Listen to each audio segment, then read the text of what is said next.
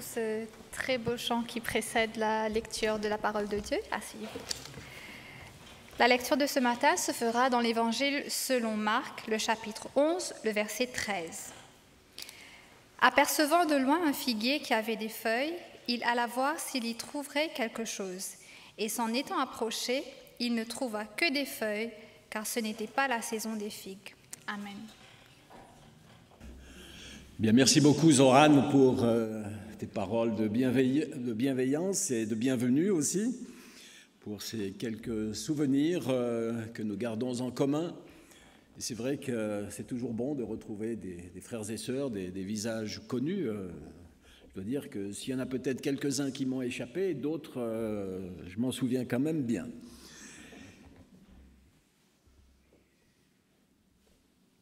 Il se passe toujours quelque chose avec Jésus. J'espère que vous en êtes convaincus.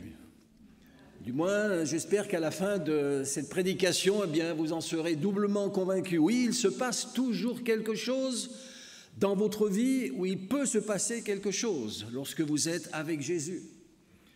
Et d'ailleurs, que ce soit la saison ou que ce ne soit pas la saison, lorsque Jésus paraît, il se passe toujours quelque chose en sa compagnie.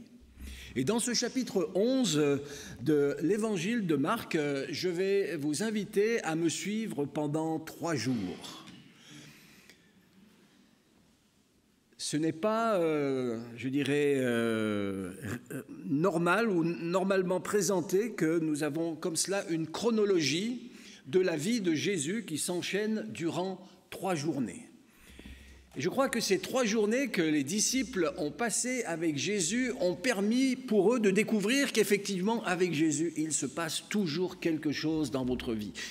Et l'un des éléments importants que Jésus veut amener et veut inviter ses disciples à expérimenter, à vivre, c'est la foi en lui, la foi en sa présence, la foi dans ce qu'il fait. Lorsque Jésus est là, il se passe toujours quelque chose dans notre vie. Jésus est en route pour Jérusalem. Il est près de Bethphagée. Nous avons cela dans le chapitre 11 de Marc, les quelques premiers versets. Bethphagée, Béthanie, des noms que nous connaissons. Et Jésus est en route vers Jérusalem. Et alors qu'ils approchent d'un village, probablement celui de Bethphagée, Jésus va dire à 2 de ses disciples, eh bien, allez au village, et dans ce village, eh bien, vous verrez un ânon qui est attaché là, un ânon sur lequel personne ne s'est jamais assis. Vous le détacherez et vous me l'emmènerez. Oui Seigneur, mais si l'on nous demande pourquoi faites-vous cela, eh bien vous répondrez tout simplement, c'est le Seigneur qui en a besoin, c'est le Seigneur qui le demande. Et les disciples, confiants dans la parole de Jésus, ayant foi dans celui qui est là avec eux depuis un certain temps déjà, qui ont vu des miracles de Jésus, et il y en aura beaucoup d'autres, là, ils se rendent dans ce village et ils voient effectivement cet ânon qui est là attaché. Il fallait quand même déjà avoir une bonne foi pour se dire, oui, mais qu'est-ce qui va se passer ? On va se faire arrêter par les gardiens, par les propriétaires de cet ânon. On va nous demander, mais de quoi en recourt-il et que faites-vous ? Et effectivement, c'est ce qui se passe lorsqu'ils arrivent au village et qu'ils voient cet ânon, ils le détachent et ça ne manque pas. Les gens qui sont là, ils disent, mais qu'est-ce que vous faites là ? De quel droit détachez-vous cet ânon ? Et Jésus, eh bien, les disciples vont leur répondre, le maître en a besoin.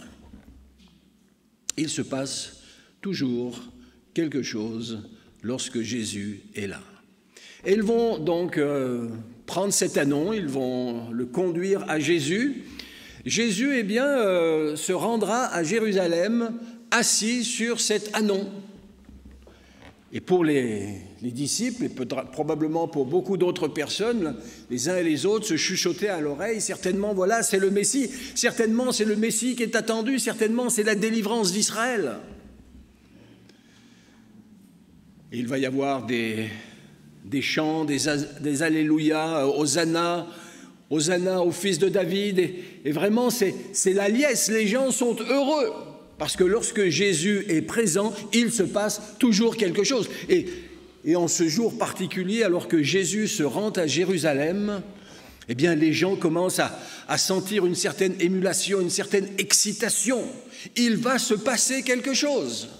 Et Jésus, effectivement, eh bien, se dirige en vue de Jérusalem et alors que les gens, eh bien, applaudissent, alors que les gens chantent, alors que les gens, eh bien, ont mis leurs vêtements et des branches de palmier sur le passage de Jésus pour l'honorer, pour lui dire, eh bien oui, c'est toi que nous voulons, c'est celui que nous attendons, enfin, il est là. Jésus, ayant tout considéré, le verset 11, alors qu'il est entré à Jérusalem, et là, il est dans le temple, ce verset quand même est surprenant. Quand il eut tout considéré, comme il était déjà tard, il s'en alla à Béthanie avec les 12. Ah, on parle de foi. Les disciples ont cru en Jésus, en sa parole, lorsqu'ils ont été chercher cet ânon. Les choses se sont passées effectivement comme Jésus l'avait dit et comme il l'avait demandé, exactement. Et je pense qu'à ce moment-là, ils ont ressenti que leur foi eh bien, était tangible, que leur foi était là, que cela valait la peine de croire dans la parole de Jésus. Je crois que ce matin, on a pas mal parlé de la parole de Dieu, la parole de Jésus. Et là, les disciples font l'expérience effectivement de la foi, l'expérience de la parole donnée par Jésus, parce qu'il se passe toujours quelque chose. Et puis, il y a probablement aussi un pincement, un serrement de cœur, et peut-être beaucoup d'autres personnes ont été un petit peu dépitées, déçues de ce que Jésus, eh bien, en ce jour, ils attendaient tellement un renouveau en Israël et à Jérusalem, eh bien, de voir ce maître, celui qu'ils reconnaissaient peut-être de loin ou de près comme le Messie, comme celui qui devait faire vivre quelque chose à ceux qui l'entendaient, ceux qui l'écoutaient, eh bien, Jésus s'en retourne avec les 12.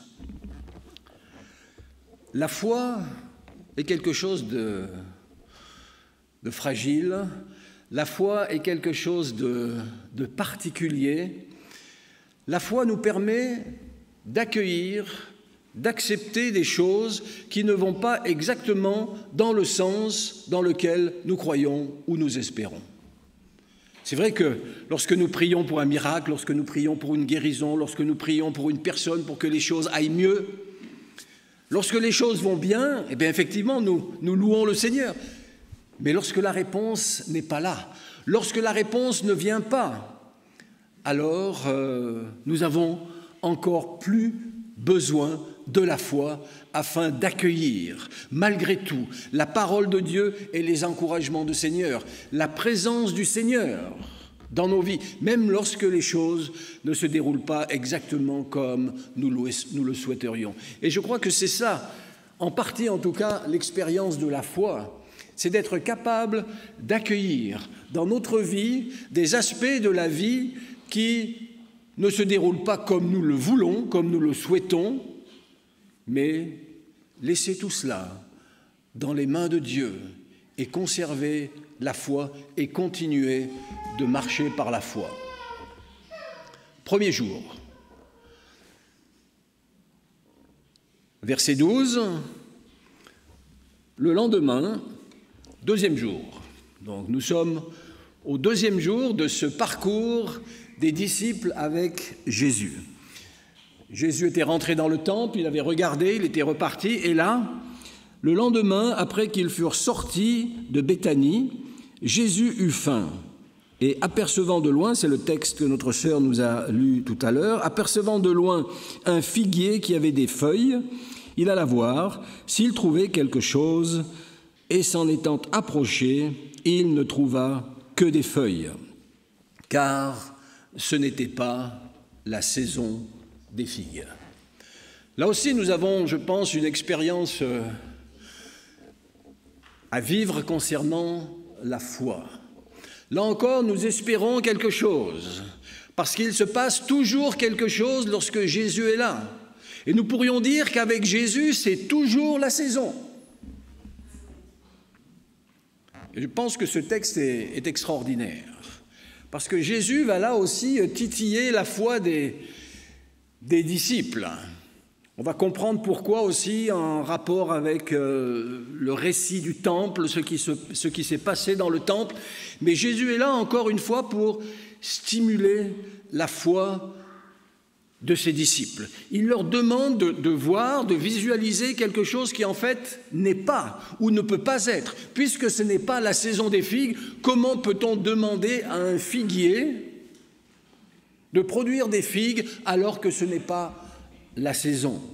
Je crois qu'il est important pour nous, chers frères et sœurs, et c'était aussi important pour les disciples, de savoir, de prendre acte, de se rendre compte que lorsque Jésus est là, et Jésus était là, Jésus était avec eux, lorsque Jésus est là, c'est toujours la saison. Que ce soit pour votre conversion, que ce soit pour une demande particulière au Seigneur, que ce soit parce que vous ressentez le besoin de la présence de Dieu. Peut-être que vous priez aussi pour quelqu'un, et puis, ou peut-être que vous ne priez pas pour quelqu'un, parce que vous vous dites finalement ce n'est pas encore la saison, cette personne n'est pas prête à croire. Alors je vais encore attendre, je vais encore observer, je vais attendre. Avec Jésus, c'est toujours la saison. Avec Jésus, il se passe toujours quelque chose. Et il va se passer quelque chose de quelque peu embarrassant, puisque Jésus, ne trouvant pas de figues sur le figuier, alors que ce n'est pas la saison, quoi, de plus normal, il va maudire le figuier. Et là aussi, il y a une leçon très importante en rapport à ce que je viens de dire, que bon, bien, nous ne sommes pas des figuiers, nous ne fonctionnons pas selon un cycle de saison dans notre relation avec Dieu. Notre relation avec Dieu, eh bien, doit se manifester à chaque instant. Notre relation avec Dieu doit se manifester à chaque moment de notre vie, parce que nous devons prendre conscience et accepter le fait, et par la foi, accepter qu'avec Jésus, c'est toujours la saison. Le Seigneur peut faire des choses extraordinaires, chers frères et sœurs, pour chacun de nous, pour son peuple, pour son Église, et il les fait. Et c'est une expérience de foi que nous devons faire, reconnaître et accepter qu'avec Jésus, c'est toujours la saison. Alors Jésus continue avec ses disciples après avoir maudit le figuier, et il va se rendre dans le temple. Et là, peut-être que nous pouvons faire un parallèle aussi. Le temple, c'est la maison de Dieu. Le temple, c'est la protection de Dieu. Comme le figuier donne de l'ombre, comme le figuier donne des fruits, normalement, le temple doit produire des fruits. Le temple doit être un lieu de prière, le temple doit être un lieu de bénédiction, le Dieu doit être un lieu de ressourcement, un lieu de repos, comme peut-être sous le figuier aussi, parce qu'il y a de l'ombre. Et lorsqu'il fait très très chaud, eh bien on est content. Et ils étaient contents, les disciples, avec Jésus, de se retrouver de temps en temps sous un figuier à l'ombre.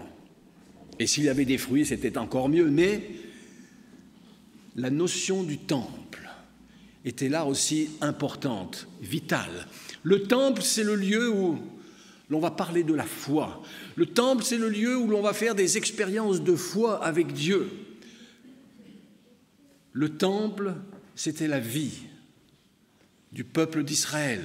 C'était là que l'on rencontrait Dieu. Les prêtres, bien sûr, quand ils rentraient dans le lieu saint, une fois par an dans le lieu très saint, mais lorsque le peuple était convié le sabbat, lorsqu'il montait au temple en chantant des cantiques, c'était là aussi une expérience de foi. Ils voulaient se rendre compte dans leur vie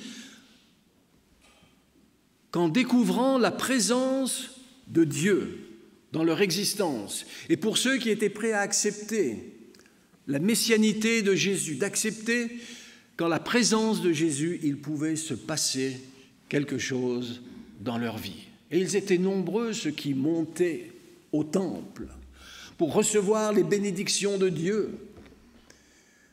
Et Jésus va faire là quelque chose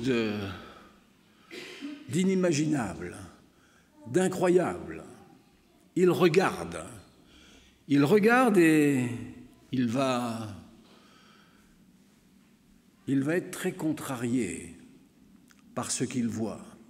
Alors que la maison de Dieu devrait être une maison où l'on encourage la foi, alors que le temple devait être le lieu où l'on pouvait prier ensemble, prier pour la foi, prier pour le pardon, prier pour le salut, prier parce que Dieu voulait donner à son peuple de grandes bénédictions. Jésus dit: vous avez fait de la maison de mon Père une caverne de voleurs. Ah, il ne mâche pas ses mots, le Seigneur. Et là encore, il se passe quelque chose. C'est vrai, lorsque Jésus est là, eh bien, il se passe quelque chose. Et je crois qu'il y avait là aussi, bien sûr, un enseignement absolument très important pour les disciples, mais aussi pour tous les gens qui étaient là, pour tous les marchands du temple, pour tous ceux qui vendaient quelque part. La foi. Mais la foi, chers frères et sœurs, ne se vend pas. Ce n'est pas parce qu'ils allaient acheter un agneau, acheter une tourterelle ou acheter un animal quel qu'il soit, animal pur bien sûr, qu'ils allaient pouvoir grandir dans la foi.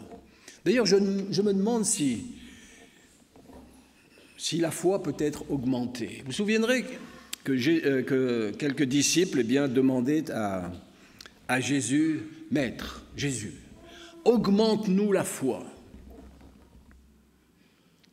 Ça paraît curieux cette demande, augmente-nous la foi. J'ai l'impression et j'ai envie de dire que c'est difficile d'augmenter la foi. Vous avez la foi ou vous n'avez pas la foi. Par contre, ce qui peut être développé, ce qui peut être expérimenté, c'est justement dans la présence de Jésus, découvrir que lorsque Jésus est présent dans notre vie, lorsque Jésus est présent dans la vie de l'Église, lorsque Jésus est présent dans la vie du peuple, lorsque Jésus est présent dans le monde, il se passe toujours quelque chose. Et la foi nous permet justement de percevoir, de découvrir qu'il se passe effectivement quelque chose dans notre vie. Et nous avons besoin de ces indices, nous avons besoin de ces signes. En tant qu'adventistes, nous disons souvent, nous avons besoin de signes des temps. Mais nous avons surtout besoin de signes personnels en Jésus, alors qu'il est là, présent à nos côtés, afin que notre foi, soit présente, afin que notre foi soit nourrie. Et elle ne peut être nourrie que lorsque Jésus est présent dans notre vie. Il se passe toujours quelque chose lorsque nous avons la foi et lorsque Jésus paraît.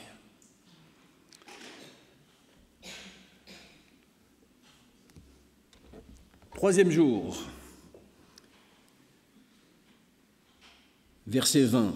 Le matin, c'est-à-dire le jour suivant, après que Jésus, bien sûr, ait agi dans le temple de Dieu en rappelant qu'effectivement la maison du Père devait être une maison de prière, là où la foi devait être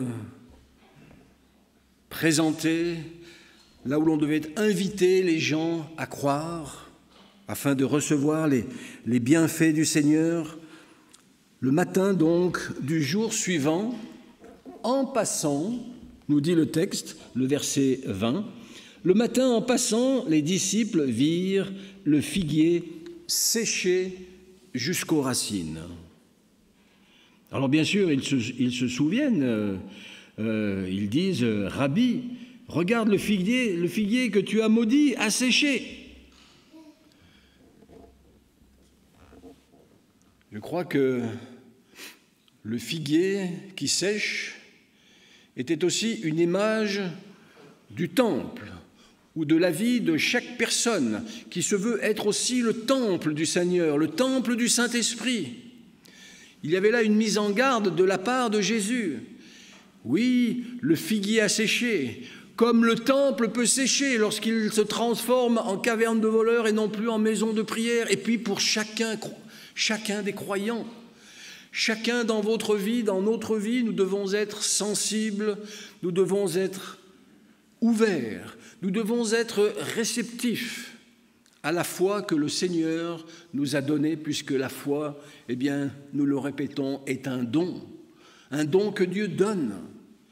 Et lorsque Dieu donne quelque chose, eh bien, cela doit grandir en nous. Nous devons l'accueillir et nous devons nous réjouir de ce que Dieu, eh bien, fait pour chacun de nous. Donc, le figuier a séché et Jésus va prendre la parole et il ne va pas expliquer. Mais il y a cette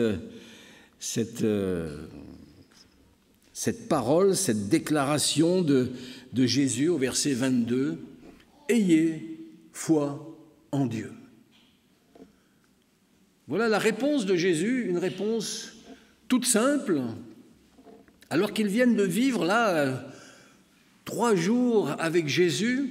Jésus n'a eu de cesse que de titiller leur foi, que de les rappeler à ce qui était nécessaire dans leur vie, dans cette relation avec le Père, dans cette relation avec Dieu, dans cette relation avec lui-même, le Sauveur. Puisque Jésus est venu pour nous sauver, Jésus est venu pour nous faire du bien, Jésus est venu pour nous bénir. Et il veut nous bénir chacun en particulier. Et lorsque Jésus paraît dans notre vie, il se passe toujours quelque chose, parce que c'est toujours la saison lorsque Jésus est là. Ayez foi en Dieu, dit-il à ses disciples. Alors c'est vrai, il va faire un autre petit commentaire et puis il va leur dire, oui, si vous aviez la foi, eh bien, je vous le dis en vérité, vous voyez cette montagne, eh bien, si vous aviez la foi, vous diriez à cette montagne, eh bien, ôte-toi de là et jette-toi dans la mer ou déplace-toi. Je ne sais pas si vous avez déjà essayé pour prouver que vous avez vraiment une foi énorme. Moi, j'ai jamais essayé, je n'ai jamais tenté le coup. Même des fois, lorsque le Salève était là et qu'on se disait, tiens, s'il n'était pas là, on aurait peut-être un peu plus de soleil. En même temps, il y avait d'autres agréments à se promener dans cette belle montagne. Voilà la réponse de Jésus. Et je crois qu'il y a là quelque chose d'important. Ayez foi en Dieu. Si vous avez des soucis, si vous avez des problèmes dans votre vie qui ressemblent à des montagnes, chers frères et sœurs, parlez-en à Jésus, ouvrez-lui votre cœur, demandez-lui de venir habiter dans votre maison, demandez-lui de venir vous purifier, demandez-lui de venir vous transformer, et vous découvrirez les miracles du Seigneur pour chacun de vous, pour chacun de nous. Parce que lorsque Jésus surgit dans le cœur d'une personne, il se passe toujours quelque chose. Parce que lorsque Jésus est là, c'est toujours la saison. Amen.